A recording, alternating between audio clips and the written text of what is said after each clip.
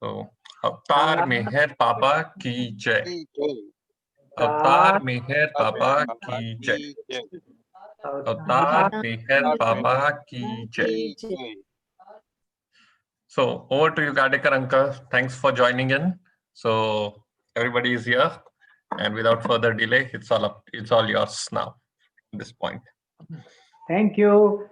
Jai Baba to everybody, and thanks to Baba for giving me this opportunity to be with you and share some of Baba's divinity with you.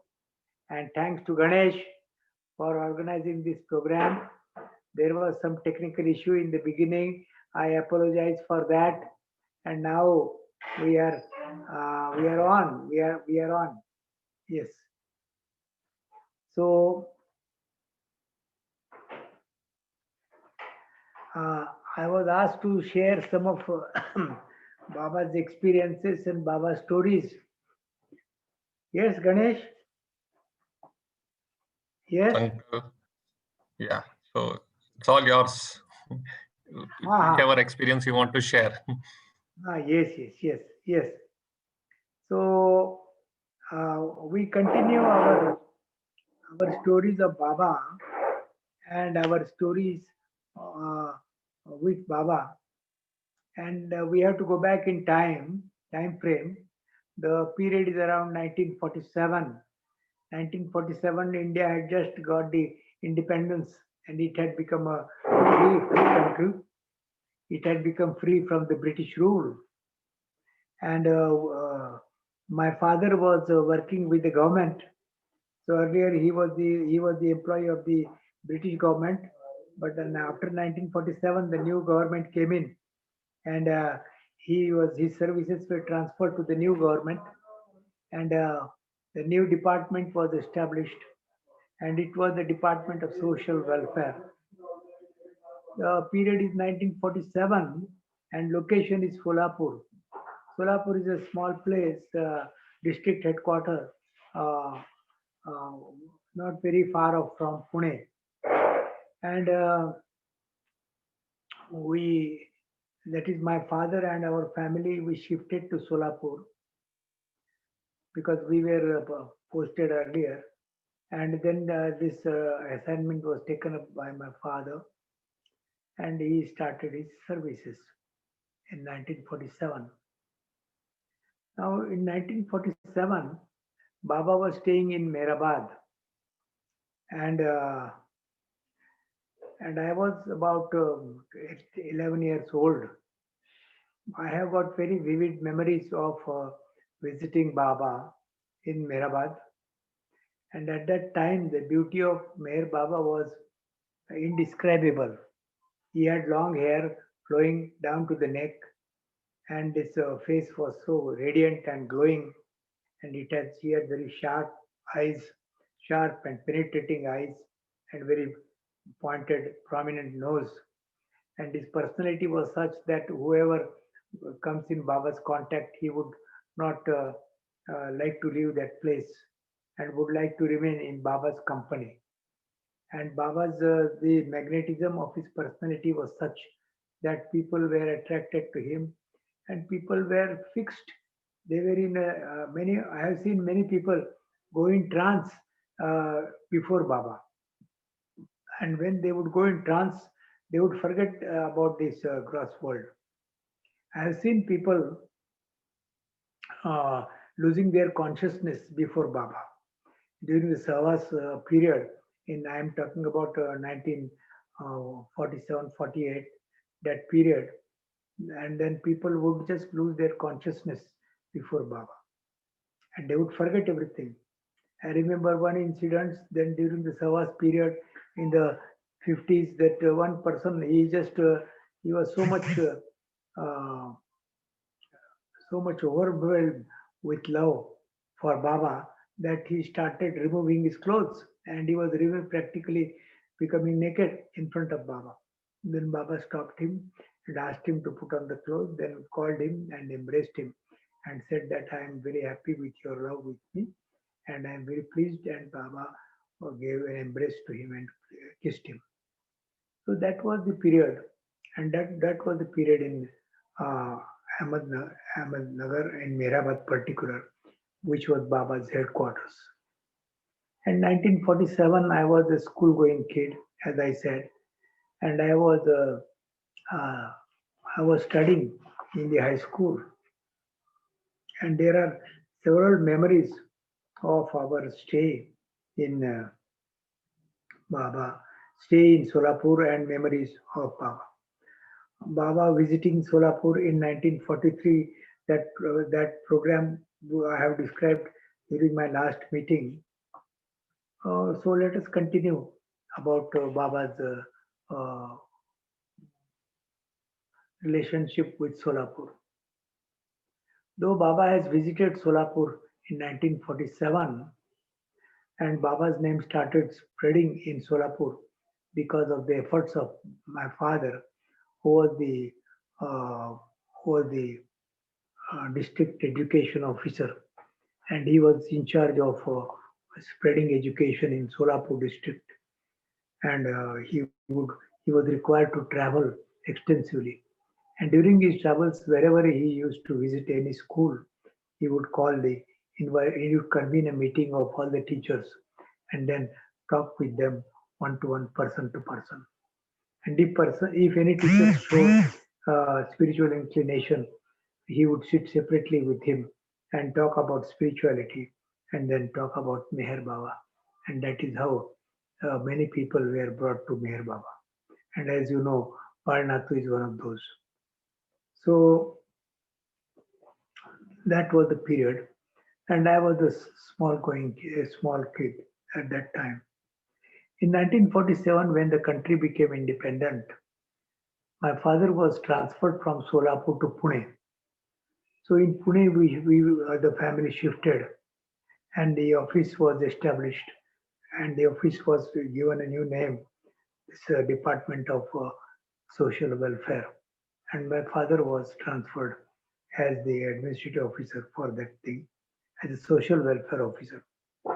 Later on, he became the assistant director and deputy director eventually. So that was the period. And Baba would visit Pune many a times. And during his visit to Pune, earlier his arrangement would be made at different places in different bungalows.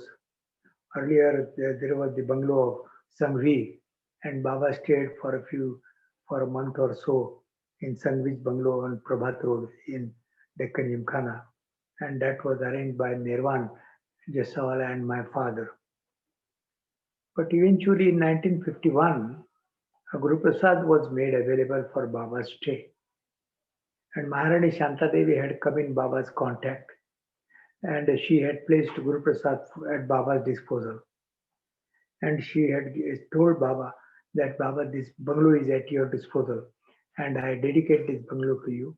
You can come in this bungalow and stay in this bungalow whenever you want and you can stay here as long as you want. So that was Maharani Shanta Devi, and that was her total surrender to Meher Baba. We have got close contact with Maharani Shanta Devi. We had, and because I was posted in Baroda, and from 1967 onwards, I was in I was in Baroda, and so during our stay in Baroda, I was earlier with the oil company, and later on I joined the university as a academician. And during that period, we came in contact with Maharani Shanta Devi, and she was such a such a such a wonderful person, and such a love she had for Baba. And she had whenever she would be in Baba's company, she would feel very happy. She was, though she was the queen of Baroda, Maharani. Maharani means the big queen, the great queen. Though she was there, but in front of Baba, she just sat at Baba's feet as an ordinary person, and then she would feel happy by sitting at the feet of the master. So that was Maharani Shantadevi. And because we had stayed in Baroda and because we had come in close contact with her, our family was very close to Maharani Shantadevi. She would call my wife as her daughter-in-law, and she would address my wife as daughter-in-law. That was her love. And whenever we used to visit the palace, that is the Lakshmi Vilas Palace, it is still in Baroda, and that palace in which she was staying, she would ask her to come and visit her in her palace in Baroda, in that Lakshmi Vilas Palace. And whenever we would visit her, she would confide to us that Digambar, though I am living in my palace, and though I am the Queen Mother, and though this is the Baroda is one of the biggest states in the country, and though it is ruled by my son now, Pratap Singh Gaikwad, who is the Maharaja of Baroda, and though I am the Queen Mother, I, yeah, I feel lonely in this palace. Then we were surprised and we asked the Maharani, Maharani Sahib, how do you feel lonely in this palace? Such a big, large palace is there and your entire family is there. Your son, the Maharaja, is there.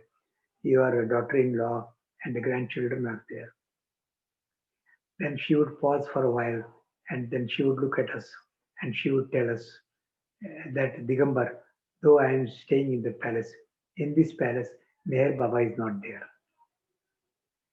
And I am feeling lonely in this palace because in this palace, Meher Baba is not there. So that was Maharani Shanta Devi. And that was her love for Meher Baba.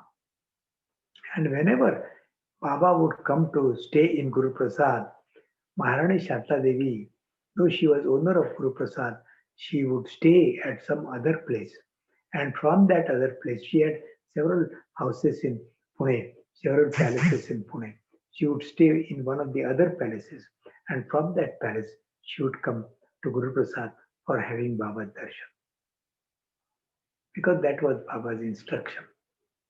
Because Baba had said that though you have placed Guru Prasad at my disposal, it should be made available only for me and exclusively for me. And even if you have to come for my darshan, you will have to come from some other place for my darshan.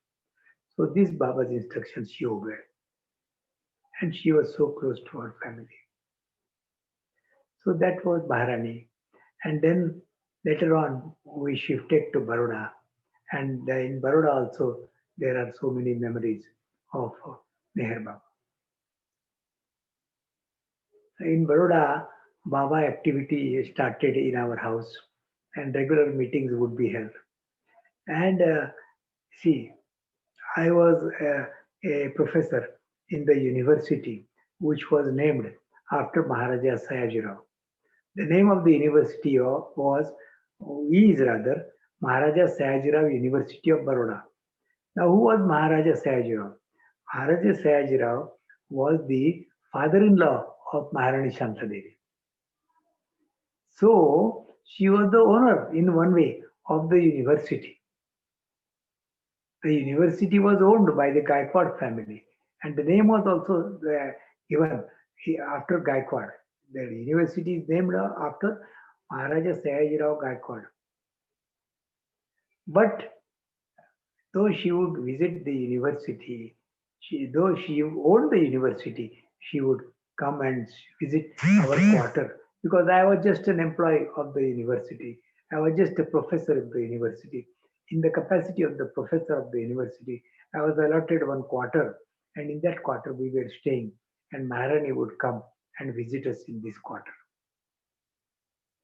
And compared to the palace, that was peanuts. Our quarter was peanuts, and we were surprised. And but she would say that though I live in the palace, but in this place I feel the presence of Baba. And whenever she would come and visit our quarters, our neighbors and other employees of the university, whenever they would come to know that Maharani Shasta Devi had come to our house to visit us, they would come to visit our house because they wanted to see how Maharani looks. And before she comes to our house, there would be protocol, strict protocol by the Maharani. There would be this, this intelligence people will come. They will survey the road, they will survey nook and corner, and this pilot car will come, and the pilot car will done the recce of the entire place, and then they would give the final report, and the security will give clearance, and then the Maharani will come along with all the security and other paraphernalia. So those were the days. And we used to have Baba's meetings in the house, and then people would come and sing. There were the youngsters whom we would encourage, and they would sing Baba's bhajans. And that is how the Baroda group was formed gradually. In the same manner as in Pune, the Pune Bhajan Mandali came into existence from our house. It originated in our house. In the similar manner, the Baroda Baba group was born there. And this we used to enjoy the atmosphere of Baba. And whenever Baba would come to Guru Prasad, at that time we would visit Pune from Baroda. Our entire family, my mother, my wife, and my sister and my small children, they all of us would come lock, stock, and barrel to Pune and visit Baba in Guru Prasad. So those were the memories. And Baba's beauty was such at that time. His face was shining like a sun, and his eyes were so penetrating and bright and like diamonds, and nose was so pointed, and his aura and the halo around Baba. We could feel the aura and his presence. When we go to Baba, we would feel like a piece of iron or a nail of iron which is attracted towards a magnet, and we would not know we are standing far away from Baba. But Baba's personality was so magnetic, and his personality was so attractive and so imposing that we would not know when we would reach Baba and we would be at his feet. So that is how Baba was. So this is what I wanted to share with you. Now I would request some questions. Questions, yeah. So anybody having questions can unmute themselves and ask.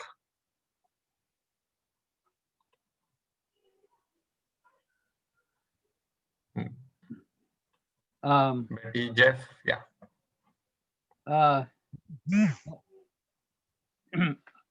You know, one thing I thought you might share, but I don't know if this is the time, how Baba intervened in the marriage of your mother and your father. You know, how he, what he did, which was very unconventional at the time. You know, that, I mean, very unusual for a widower and.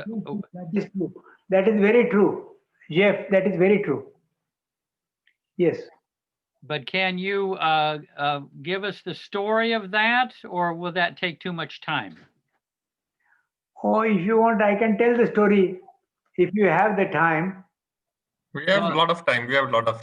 So because this is something very unusual that Baba did, and it was just the same as marrying Madhusudan and Subhadra, you know, a untouchable with a Brahmin. Baba was breaking with convention and tradition, and he did that in the case of your mother and father. Yes, yes. For that, we have to go back in time, and that we have to go back in 1930. So the story is about 90 years old, and it happened in Ahmednagar and Pune. You see, my father was staying in Ahmednagar, and he was a widower. He had lost his wife. And my mother was in Pune, and she was studying. And but unfortunately, she was a widow too, my mother. She had married at the age of 9 and become a widow within about 3-4 months of the marriage. So she was a child widow. And if you can just visualize that period in Pune, Pune is a very orthodox city, and a lot of influence and they observe, at that time they observed untouchability very strictly. And it was observed to such an extent that the Brahmin would not tolerate even the shadow of an untouchable.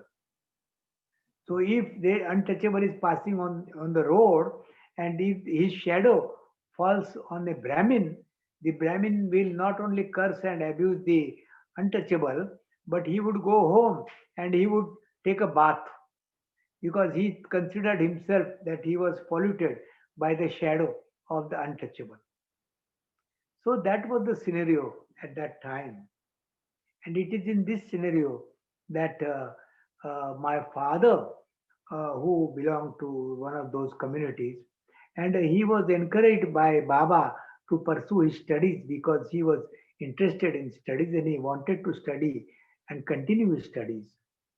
So Baba not only encouraged his studies, but Baba even financed his studies. And that is how he became, he passed he graduated from the high school and then he joined the college and he came to Pune and he joined the Ferguson College and he graduated from the Ferguson College. And then after graduation from the Ferguson College, he got a job, and then even during the job he continued his studies, and he earned a diploma in education. And as he was not even satisfied with that, he wanted to go abroad to pursue higher studies, and Baba helped him with it.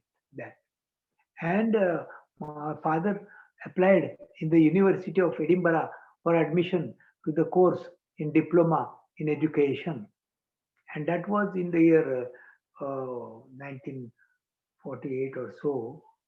And he no, even earlier to that, and he got admission in the University of Edinburgh, and he studied there in the University of Edinburgh.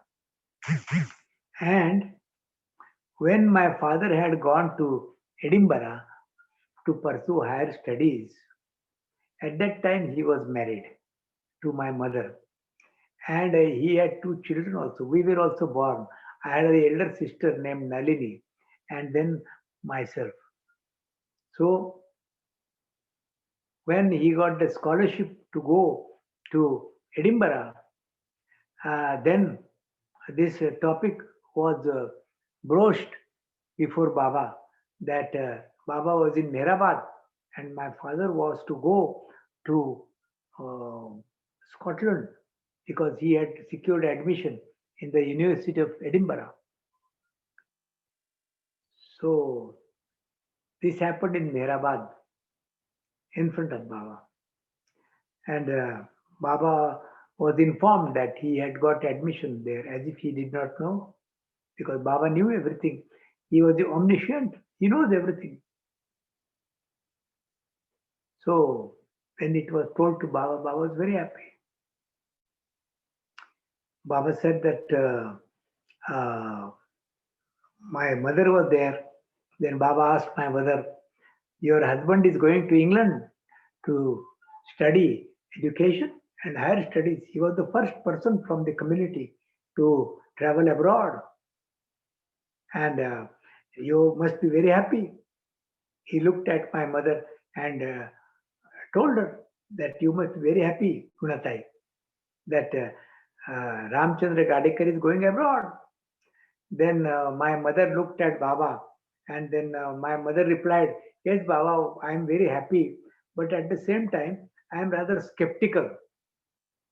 Then Baba said, why are you skeptical? Then my mother replied that, Baba, I have heard that these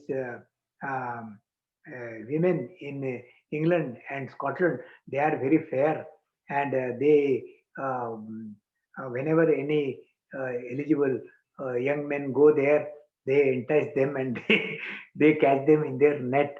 So I do not know if my father, if he goes there in Scotland and if he is caught in the net by some Scottish beauty, then I will left high and dry here, and I'll have to look after what will happen to me, what will happen to my children. she pointed at us, and what will happen to Nalini, my elder sister? What will happen to Digambar? And I shall be left high and dry. Then Baba looked at my mother, and Baba said that, Gunatai, your question is correct, but do not worry. My nazar will be on him. He pointed at his eyes like this. Two fingers he pointed at his own eyes, and then he gesticulated that my nazar will be on him. That means he will be under my nazar. That was the reply which was given by Baba. And then my mother was satisfied. She said, okay, then Baba is saying that his nazar will be on on her, that it's okay. So the day they approached, and for him to depart, and from Solapur, the family traveled to Bombay, because at that time no aircrafts, very few aircrafts at that matter, and only the travel to foreign countries would be by boat. So the boat had to be boarded. So for boarding the boat, one has to go to the port, and the nearest port was Bombay. So from Solapur, the family came to Bombay, and uh, then the boat was there on the dock, and then there was shortage of money for financing the studies of my father in Scotland. So what my mother did, that whatever gold she had, she sold out all her gold ornaments. She had a lot of gold ornaments at that time, and she raised the money, and that money she placed at the disposal of my father, and that is how he could go abroad too. But before my father went, then Baba had given him instructions that he should not smoke, he should not drink, and he should not touch any woman with this lustful intention. And these orders Baba followed. Same orders were given by Baba to me when I went abroad in the year 19, uh, 1958, 59, 60. So that was the story of my father, and which I wanted to share. But Digambar, remember your mother. Remember, she came on board. Yes, yes, yes, yes. She came on board because she came to see my father off, and then she my father took her to the ship, and she told her that I am traveling by the ship. Would you like to have a look at the ship and about the arrangements for our stay and where I shall be staying? My mother said, okay, yes, fine, very fine. So I will come with you to have a look at the ship. So the ship was there on the dock, and they went to the dock, and my father took my mother on board to the ship, and he, uh, along with my mother, took a round of the ship and showed her the different facilities and arrangements, the deck area, and the dormitories, and the kitchen, and the dining room, and etc. etc. And then he said that now there are some rooms which are known as cabins, and these cabins are only given to very wealthy people. So the wealthy people stay in this cabin.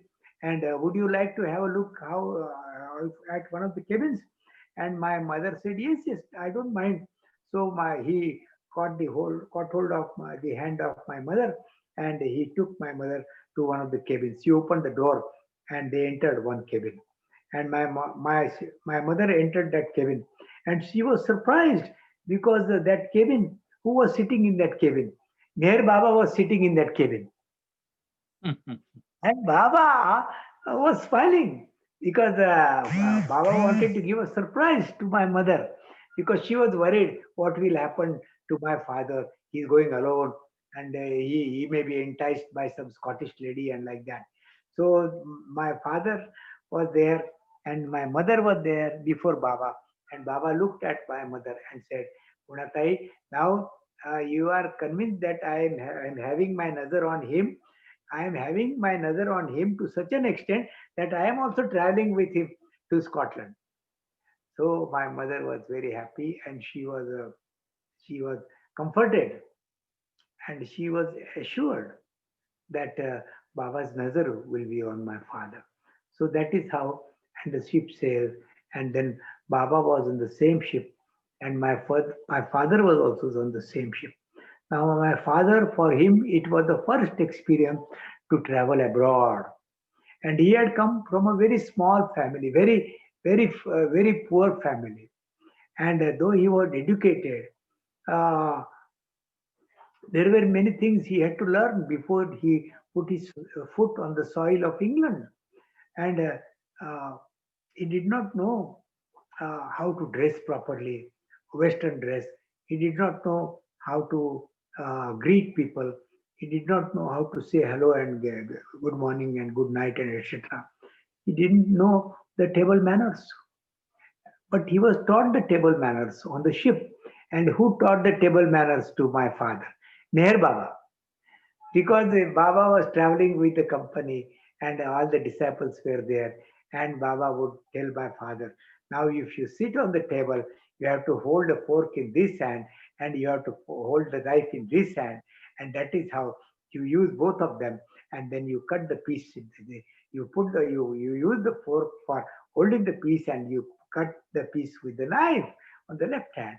So these are the table manners which were taught to my father by Meher Baba on the ship on board and Hmm. on his way to England. So that is the story I wanted to share with you. Beautiful. So what is the significance of this story? The significance of story is the Sadguru is so particular and he takes so much care of the disciple that in whatever condition the disciple is placed or is going to be placed, the Sadguru makes sure that the disciple is comfortable in that particular situation.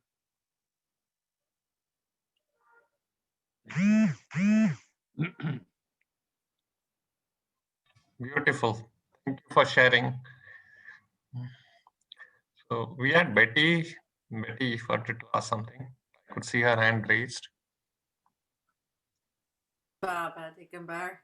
I know I heard you had mentioned that both before they married, both your father and your mother were widowed. Is that right? And was that unusual? Yes, And I think yes, my mother was a child widow. mhm, She was married at the age of 9 and she became widow 3 months after the marriage. So she was a child widow, and at that time, a child widow getting education was prohibited, and there was so much of resistance. So, in spite of that resistance, she continued her studies and she graduated from the high school. Not only that, she studied further and she received training to be a teacher, and she became a teacher, a qualified teacher, a certified teacher, and that was the period in the 1940s. So you can imagine what must have been the determination of my mother and what strong will she had. And who gave the power for that strong will? It was none than other than Meher Baba. now was your mother a follower of Meher Baba when they met? No, she was not a follower of Meher Baba, but she came from a religious family. Religious family. Mhm. So her father and her mother, they used to, sing bhajans, and they would. Her father was a regular visitor to Pandharpur. He was a devotee of Vithoba, my grandfather. Mhm. So he would go to this Pandharpur every year. Hmm. And that's why the atmosphere in the family was religious, and that religious trend continued Uh-huh. even after the marriage. Mhm. But and that she had that traumatic experience of getting married in the childhood and becoming a child widow. Yeah. Hmm. Mhm. But this is all arranged by Baba, Mhm. because you see, when she came for Baba darshan, then when she bowed down to Baba and she was introduced to Baba by my father, and when she was introduced to Baba by my father pointed at both of them. And what did Baba say at that time? that you two will make a good pair. So that was the indication which Baba gave in the year 1920. Wow. And Uh, what Jeff was saying that this was unusual. Is this what's unusual, that she would marry again, that he would marry again after being widowed? Was that not normal at that time in Pardon society? me? Was it not the custom? Jeff had said that this was an unusual circumstance that the Yes, two yes, yes. widowed Yes, people would get married. see, this life of a widow at that during that period was miserable, Mm. and this widow marrying again was unthinkable. Widow Really? had to suffer throughout her life and lead a life of poverty and lead a life of abject privation and other and neglect. But in spite of all these social restrictions and social stigma, she was such a brave person that she gathered courage, and she and my father were uh, united in marriage by the consent of Baba. Wow. Because Baba, when she bowed down to Baba, because my father introduced her to her to Meher Baba, that here is Gunatai, and she is one of the Nadu disciples, and she has come from my father. She bowed down to Baba. Baba was sitting there, and then Baba looked at both of them and pointed at them, and then Baba remarked that both of you would make a good pair. So this was the indication given by Meher Baba, so that they could get themselves united in marriage. But Digambar, Oh, Baba, Avatar has to do so many things. He has to do the job of a matchmaker also.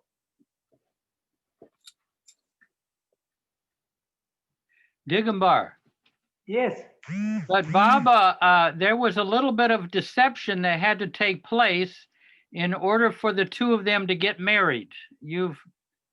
That Baba helped with.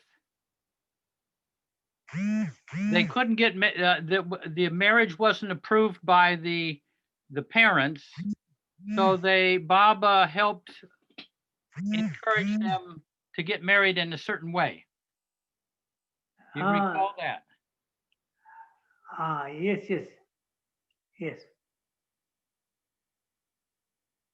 So You can tell further. no, I don't know the customs, but they got married not not where they live, but some other place, and Baba That gave his consent to that. that is true, because you see, at that time, widow getting married was unthinkable, and uh, they were in Pune, and to getting married in Pune was very unthinkable. So both of them decided that they should get married at some other place. And what was some other place they could think other than Ahmednagar? So both of them came to Ahmednagar separately, without the knowledge of the parents of the girl, and they got married in Ahmednagar, in the house of my father, because my father belonged to Ahmednagar. And after marriage, they went for Baba Darshan. Uh-huh. But wasn't it Baba who encouraged them not to get married in Pune, but someplace outside of Pune? Yes, Right? not Baba, but the atmosphere was in Pune was hostile to the marriage, because the my mother's family was opposed to the marriage, because of my mother's family, they were very rich, and my father's family, they were poor. So there was a lot of gap in social equality. So a rich girl getting married in a poor family, so that was rather difficult for them to. And my one of my uncles, he was a wrestler. He said that I will oppose this marriage until I die, and you can only marry on my dead body. And that was that was what he had said. But as Baba would have it, after the marriage, then the children were born, and when the children were born, and my mother took the children to her family, and this same brother was there, and when he saw these children, then all that animosity, it vanished, and then this love between the brother and sister again was restored. So that is how Baba works. And later on, they became disciples of Baba. Those who were hostile earlier, they became disciples of Baba. Okay. So Baba One turned question. the key. Baba turned the key. So this also I wanted to share. Wonderful. One question. Ah, Can I ask you a question? yeah, sure. One you can take. Yeah, Please. yeah, yeah. So I wanted to ask, have you met Mera Mai, your family, like your mother and the Myself, your father? yes, yes, I have met Mirabai. I have seen Mirabai so many times. She was such a beautiful person and so much devoted to Baba and so much full of love. And my Uh, mother and Mirabai had a special bond. So she would uh, love my mother very much, Mirabai. And whenever you see, we would go to Mirabar from Solapur, the entire family. Our family was small, consisting of my parents and my elder sister. So four of us would go. My elder sister Nalini, myself, and my mother Gunatai, and my father Ramchandra. All the four of us would go to Mehrabad. So whenever we go to Mehrabad, there would be we would be split in two parts. See, okay. my mother and my sister Nalini, they would go up the hill and stay with the women mandali with Mehra Hmm, up the hill hmm, and with Meher Baba.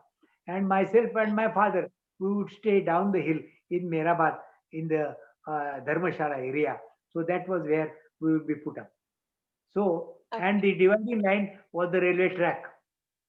Huh, huh, Railway huh. track was the dividing line because every Okay. morning Baba would come from the hill and then Mani would hold umbrella before on the head of Baba to avoid the sun, and they would come Yeah. to the railway track, and then they Baba would cross the railway track, and on the other side of the railway track, Vishnu Master, one of Baba's disciples, who was ready with the umbrella, so he would hold Huh, umbrella with Baba, and then the party would proceed to the main Mandali quarters, and then Mani would return back to the hill. So that was the routine practically every day, and the railway line was the dividing line. okay. So that is how it So, was during those days. Ah. And many so, times along with Baba, money would come. Along with Baba, my mother would come, my sister would come, and then they would return back. And on the other side of the railway track, my father and myself and Vishnu Master and Chagan Master and Padri would be waiting for Baba. And it would be a ceremony like handing over and taking over in military. They have a handing over, taking over. No, it will be like that. yeah. And the same ritual will be followed in the evening when Baba would return around 4:30 or 5. We would come to the railway track and then Mani would be there and we would hand over Baba to Mani on the other side of the So, railway track. so without phone, how they would synchronize or correlate, like what time Baba is coming from downhill to the upper hill, how they would correlate it, how they would like communicate, Baba was very so that particular with exact. the time. Baba was very particular with the time. He would follow the watch by minute. And when he Oh, would say that I would be there at the railway track at 8:30 or 9 o'clock, he would be there exactly at that time. And when I would okay. say that I would return at 4:30 or quarter to 5, exactly at that on that minute Baba would be there, and they would be there on the other side, the ladies. So because Baba was so punctual, and he himself was so punctual, and he never liked anybody being not punctual. See, I Okay. remember one of very Baba's close Mandali, he was he was scolded so much by Baba because the person was not punctual and had been late only by 1 minute. And then Baba was furious that you are late by 1 minute and I have given you time and you are late by 1 minute. You get out from this place and I don't want to see your face. And that person was driven out literally by Baba. Then somebody pleaded to Baba, oh Baba, he is your old disciple and don't be so harsh on him, you see. After all, it's a question of age. Maybe his watch was slow and so they would plead. Then Baba, okay, now I forgive him. Okay, call him. So then he would be called and Baba would invest him and everything will be settled like that. That is how Baba was. Yes. So this I wanted to share with you. Yeah. Yeah. Yes, Yeah. Meher Chand. Jai Mer Baba Kaka. Jai Meher Jai Baba, Mer Meher Baba Chand. Kaka. Jai Jai Meher Mer Baba. Baba. So हाँ, did बोलिए. Baba said anything about Sati Sahanam and child restraint marriage and widow marriage? Baba You did know, not Sati like. Sahanam means in those days when husband Yes, dies, because yes, most of the Westerners doesn't know the culture. When that husband is dies, the wife that should is also go into the fire along with the husband. that is Those that days. is true. So that Yeah, in about Raja Ram 100 Mohan Rai was there. Did Baba spoke about anything about Raja Ram Mohan Rai? no, not that I know of, but Oh yeah, uh, Baba disapproved this uh, isolation of women. yeah. Baba Sati disapproved Sagamam. women because of their marital status. That means, suppose a woman is widow, then you just isolate her, do not touch her, give her a separate room, and so on and so forth. So this sort of system was not there in Baba.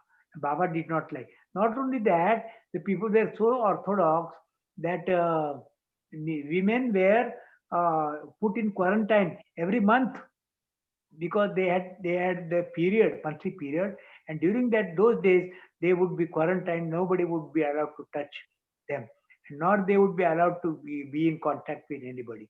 So that was how orthodox the society was at that time. And it went to such an extent that suppose the woman is in her monthly course and she is going on the road, and even if her shadow touches somebody, the person will feel polluted, that I am polluted, and he would go home and take a bath because I was polluted by the shadow of a lady who is menstruating. So that was the orthodox. The incident took place with Vinu Ker's wife Asha Tai. Baba asked us to prepare a chutney at Nagpur. Ha ha ha ha Vinu ha Ker's wife Asha Tai, when she was ha in out of periods, she didn't come. ha. Baba asked where she and asked her to prepare the chutney That is at true. Meher Bhavan, Nagpur. You see, because Baba, with Baba or in Baba's company, these orthodox practices were discouraged, Yeah. and they were totally discouraged. And Baba never liked this. He liked it, and not only he did not like, but he enforced it also.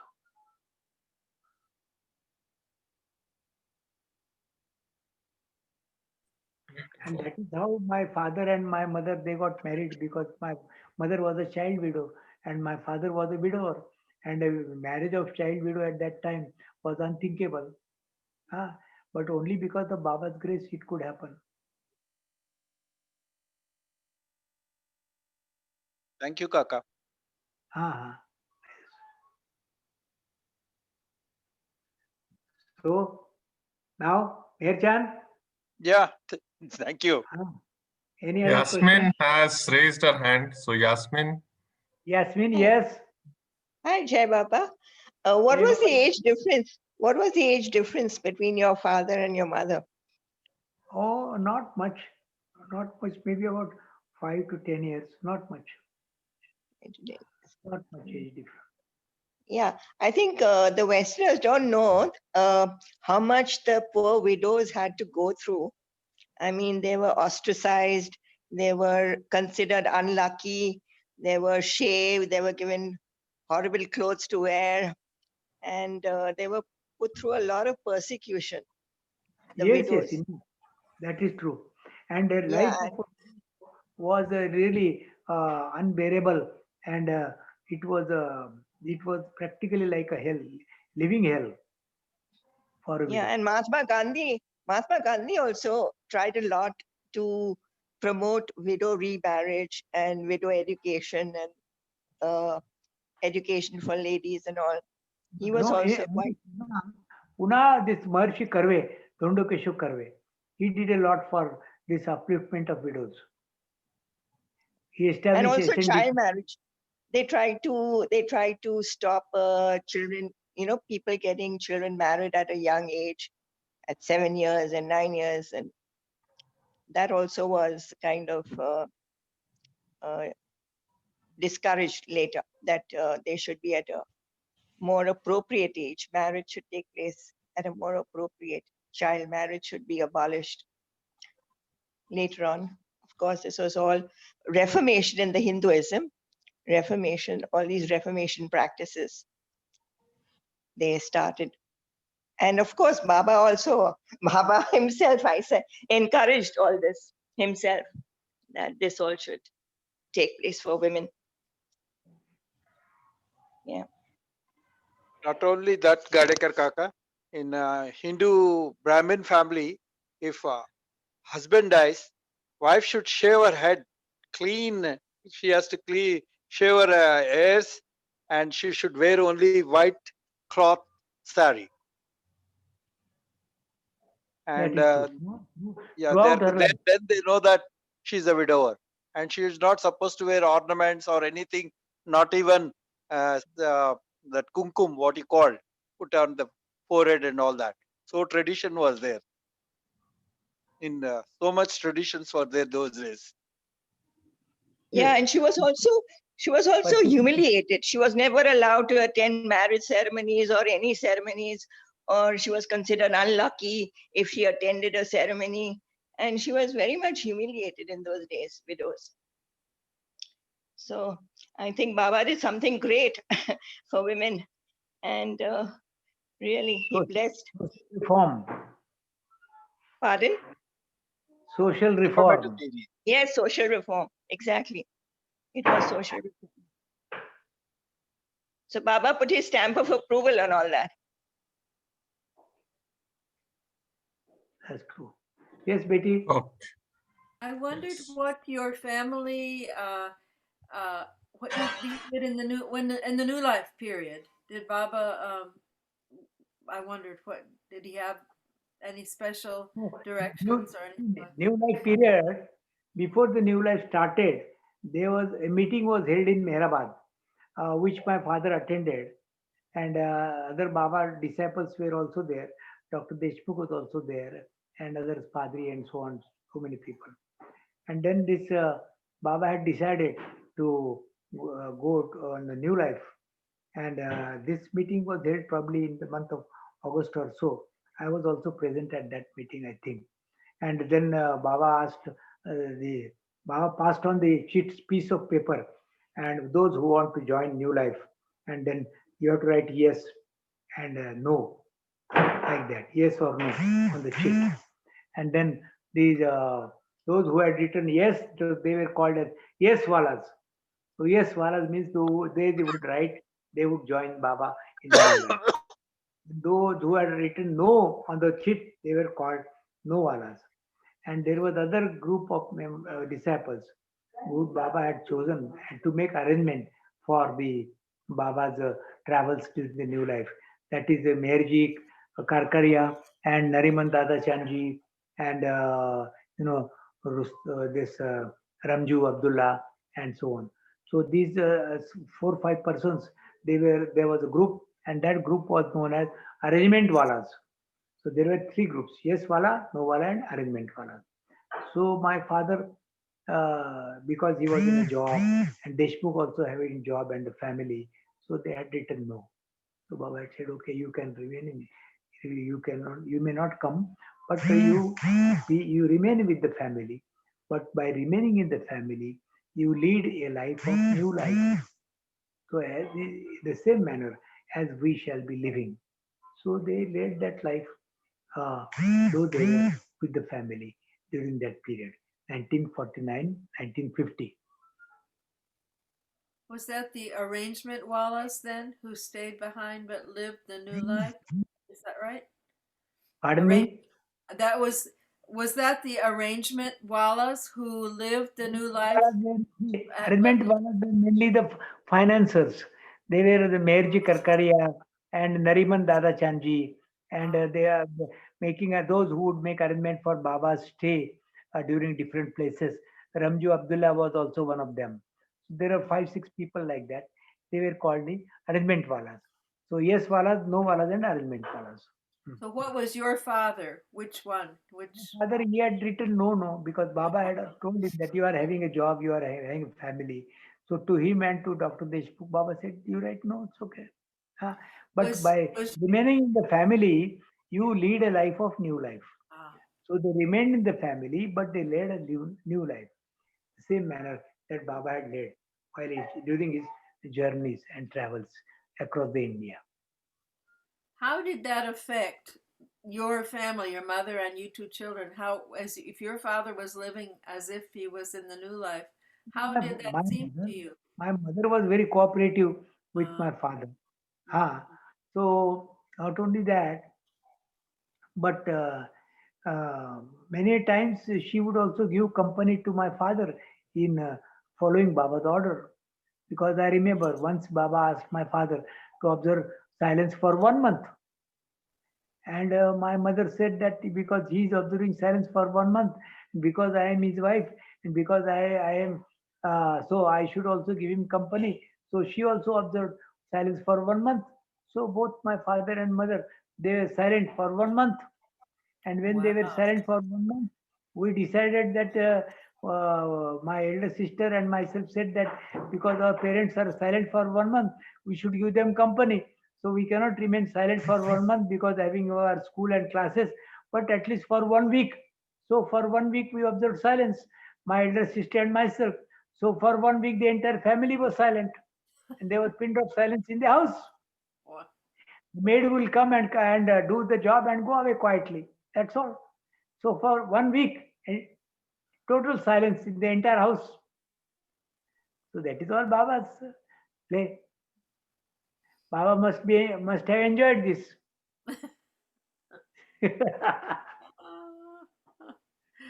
And during that time we were active. My father and mother, they were so very active that they would travel by the bus. They would go in the city. They would ride the public transport and go. And then they would be traveling by public transport, this bus, and then somebody would be watching them, and then one of them would remark, "Oh, see this couple. The husband is so handsome and the wife is so beautiful. But God is so cruel. God is so cruel that He had made both of them dumb. Both of them are dumb." So that is how they would remark, and then they would take such remarks also so casually in the manner. Huh? Yes. Yes, Baba. I can't hear you. Ganesh? Yes, we can, I think. Somebody might have unmuted accidentally, so that might be the case. Rakhi has a question. Rocky. Who has a question? No, nobody. Rocky Paliwal. Rakhi Paliwal. Yeah. Ask her to put on unmute. 1 second, I'm asking her to unmute. Where is Rakhi? I will go listen to you while I'm in the car going to my appointment, Dr. Gadekar. Thank you. Sorry, I have to leave early. Okay. You attend to your appointment. Yes, Jai Baba. Next Jai Baba. time I won't make appointment when you talk. No, Jai no, it's Baba. Much love. Have a Jai blessed Baba. day. Have a blessed day with Baba, everybody. Thank you. Jai Baba. Jai Baba.